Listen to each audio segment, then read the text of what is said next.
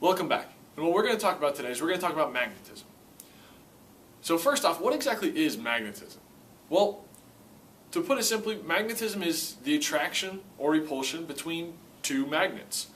Now, what I want to relate this to is I want to relate it to gravity and how me and the Earth, you and the Earth, and you and every other object in this universe have an attraction force between them.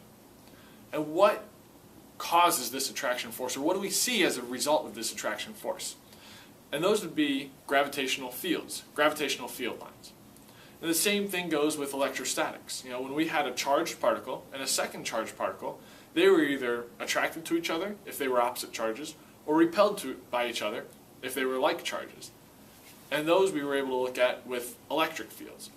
Now, magnets have that same property. They have these fields which show either an attraction between a north side and a south side, or a repulsion between a north side and a north side, or a south side and a south side. So we're going to start off looking at magnetic force, and what exactly causes magnetic force.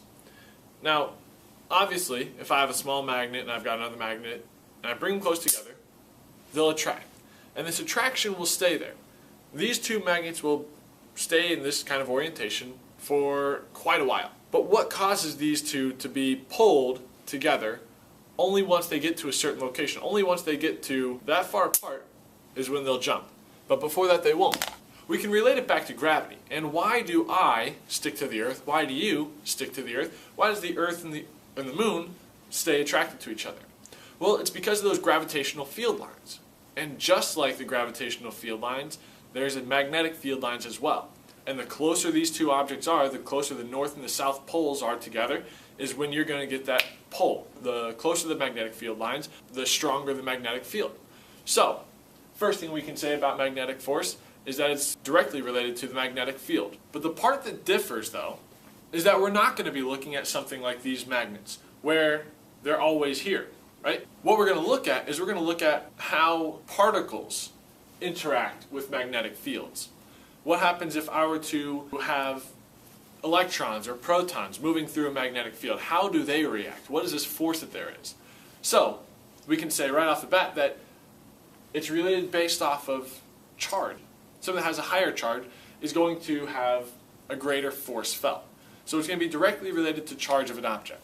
Now this last part's interesting because it's based off of how fast I'm moving and which direction am I moving in relation to the field. So it's based off of not just speed, but velocity. And it's the cross product of velocity. I'll get to that in just a second. But what I want to talk about first is why we have velocity here. Because it's new. It's something that we don't experience. Now, on Earth, I feel the force of gravity no matter if I'm sitting still or if I'm moving at 100 miles an hour. I would still feel the force of gravity, right? But what this is saying is if we have a proton or we have any charged particle in a magnetic field, if it doesn't move, it doesn't feel it. There's no magnetic force, which I think is pretty interesting. Now right here, I'm going to be multiplying my velocity by my magnetic field. And this is something new where I have the cross product. What this cross product means, the relationship to the directions of these two vectors, velocity and magnetic fields. And what it's saying is the closer that my two values are, my two directions, to perpendicular, the stronger the magnetic force. Now if I had a particle that's moving in the same direction, let's say it's moving to the right, and my magnetic field is also to the right, I would not feel a magnetic force. And that's also something that differs from gravitation. In gravitation, the magnetic field lines always go to the center of the Earth. And we feel the attraction between me and the Earth in the same direction as the gravitational field lines. Now this is the exact opposite. I need to be completely perpendicular to get the greatest force felt by my particle.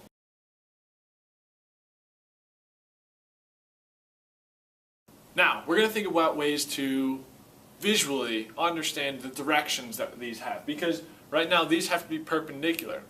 My velocity vector and my magnetic field vector, in order for me to feel the greatest force, they need to be perpendicular with each other. And the last part of that, though, is that my force is actually perpendicular to both of those. And this is going to be kind of hard to remember unless we think of a right-hand rule. Now, right-hand rule, the direction that the particle is going to be moving is going to be our thumb. All right? Our thumb, just like if we were to be hitchhiking, we're trying to say the direction that we're going. So I want to be going that way. Velocity is going to be based off of the thumb. And the magnetic field lines would be our fingers. And the reason that, the way we can remember that is that there are multiple field lines, right? Many field lines. So we have many fingers in relation to everything else we're going to talk about. So the magnetic field lines show the direction based off of the direction that your fingers point. So right now we've got velocity by the thumb. We've got the field lines based off the fingers. And the last part is the direction of force. Now, if we think about, we have left and right taken care of. We have up and down taken care of. Now, it's either going to be push out or in.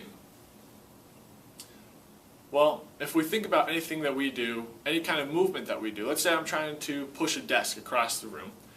I'm going to use the palm of my hands to push the desk, right? So the force that I use is going to be based off of the palm of my hand, and that's going to show the direction. So right now, the direction will be pointing out. It will be pointing towards you. So, based off of this, we can get our directions. Velocity based off of the thumb, magnetic field based off of the fingers, and the force is based off of pushing an object. Now most commonly, the vector that goes inside and outside of the paper, unlike before where I had the force pushing out of the paper, it's actually the magnetic field lines. And so I'm going to represent if the field lines are going out of the paper towards you or into the surface, which would be towards me. So the way that we're going to represent that is just like an arrow. Arrows show directions, right? Well now, if the arrow were to be coming towards you, you would see the point of the arrow first. So these 6 on the left are showing a magnetic field that's pointing out towards you because you would see the point of the arrow first. Now if we think about the opposite direction, if you shot the arrow and it's coming towards me, going into the paper, what you would see is you would see the fins. You would see the very end of it. So we actually represent those with crosses. So now both of these represent magnetic field lines coming out of the paper and into the paper. Okay, so Mr. G, I got a question for you. If I've got my magnetic fields which point into the paper, my velocity vector which is pointing horizontally to the right, and my force would then be upwards, does it change based off of having a positive or a negative charge if I had an electron or a proton, or is it just that any object that goes into this field is going to get this upwards force? Now that's a great question. And what we're going to say is we're going to say that since my Q value right here, it's just going to be a positive number, conventional method is going to say positive. So this is for a positive charge. If I've got my velocity going horizontally, my magnetic field going into the paper, and this is positively charged. This has got to be positive. Then the force that it'll feel when it enters this field is going to be in the upwards direction. So what do you think would happen then if it was a negative charge? So, if we have a negative charge, then my velocity is still going horizontally, and my magnetic field is still going into the paper, then I guess the only thing that could change would be the direction of my force, which, like I said, if positive is going up, then negative would just have to be down, right? That's fantastic. Now, what I want to ask you is, I've got my magnetic field right now, all going into the paper, and I'm going to have the same scenario where I have a positive charge, though, going to the right. Could you draw for me the path that my particle would take? So if I have velocity then pointing horizontally, and I've got my magnetic fields into the paper, then my force would have to be upwards. And so it would just look like a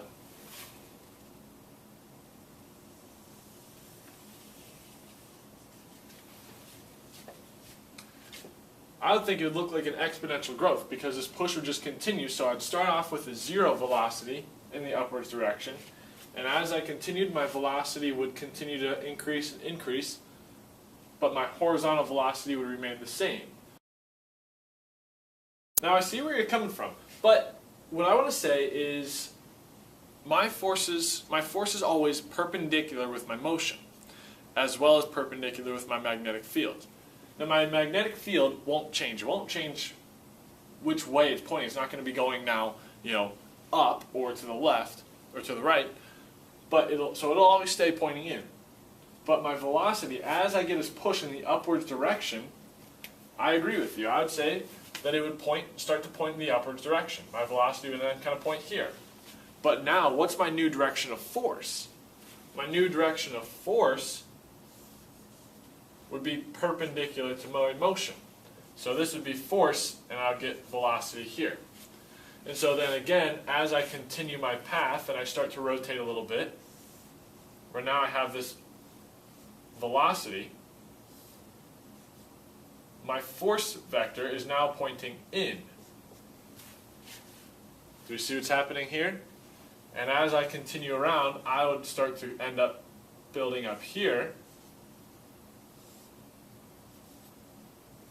Again, at a right angle, velocity and force, and in actuality, I would produce a circle inside of the magnetic field. Because my force is always pointing, initially it's pointing up, but as I turn, now my force is pointing in. And as I go up to the top, my force is now pointing down. And then lastly, once my force gets back, it's pushing into the center. It's always going to be a center-seeking arrow. Just like centripetal motion and centripetal acceleration. If the force just depends on the charge, the speed, and the strength of the magnetic field, if I had a proton and an electron, both with the same charge, both moving at the same initial velocity, and the same magnetic field, would that mean that their circles would be the same size? Now let's think about that. Force is equal to charge multiplied by its velocity, multiplied by the strength of the magnetic field. So we get this.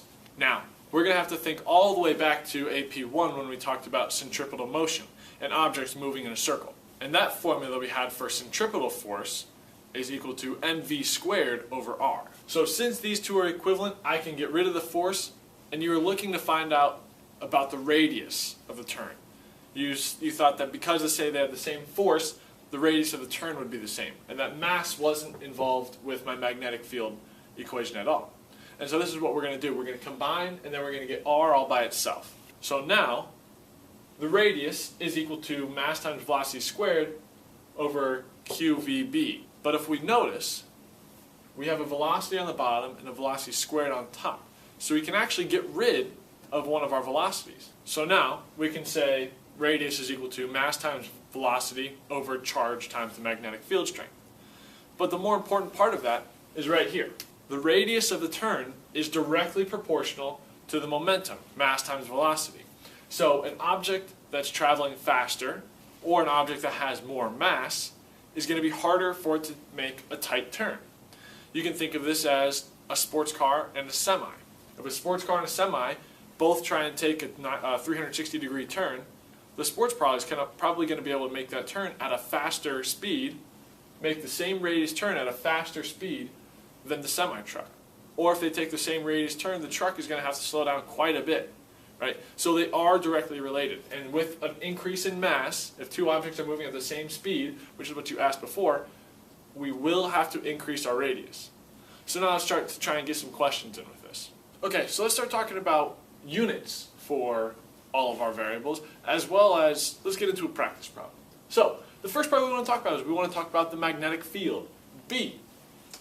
If I wanted to find out what the units of my B field were, what I have to do is I would just have to isolate it. So if I isolate, I would get everything over to the other side, and I would have, where I have rearranged and I've gotten force over charge times velocity. But that's also the same as saying newtons over coulombs times meters per second. Now again, I can rearrange this because I don't want to have my seconds on the bottom of the denominator. So I'm going to rearrange it where I leave seconds on top. So I have Newton seconds over Coulomb meters. Now how much does that really mean to you? Doesn't mean a whole lot to me. It's kind of hard for me to understand in these terms. We're going to get into something a little bit later which we can do to change this around. But right now we have Newton seconds over Coulomb. Nobody really likes to use that and nobody's going to write it out. So they made a new name for it. Now the name comes from a famous inventor with electricity, and it's not Benjamin Franklin, it's actually Nikola Tesla. So 1 Newton second per Coulomb meter is going to be the same as 1 Tesla. Alright, now here's our example problem. What I'm going to have is I'm going to have an electron. We've been using a proton for quite a while, so we're going to use an electron. And it's going to be moving to the right. And I've got my magnetic field, which right now these are all points, so they're all pointing towards you. So my magnetic field, or my fingers, are pointing towards you. My velocity vector is horizontal to the right, so I've got my thumb pointing out to the right. Now, which direction is my force going to be acting? And since this is an electron, it's not going to be the palm of my hand acting down. It's actually going to be acting in the upwards direction. So, I would make a turn that ends up going in the upwards direction. But I'm going to give you that it's moving at 300 meters per second, right around the speed of sound. And it's making a turn that is 1.1 meters in radius. And so we're going to look for two things. We're going to look for the strength of the B field, as well as the force that is being felt by the little electron. So, try and work both of these out, and then I'm going to show you how to do it.